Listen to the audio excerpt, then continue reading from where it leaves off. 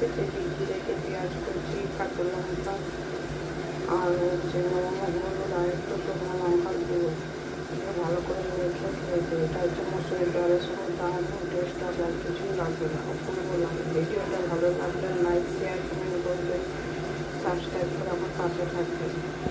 দেখুন পেঁয়াজগুলো হচ্ছে লাল লাল করে ভাজা হয়ে গেছে। এখানে হচ্ছে আদা রসুন পেঁয়াজ বাটা দিচ্ছে, আর হেভি টেস্টি হয়েছে। এখন মুড়ি দিয়েও দারুণ জমে যাবে, মুড়ি আর এই চপ আর হচ্ছে কফি, একটা বড় কাপ দিয়ে কফি, দারুণ জাস্ট ফাটাফাটি হয়ে যাবে, খেতে টেস্টি হবে। আরও দুটো চাই দিয়ে সবাই।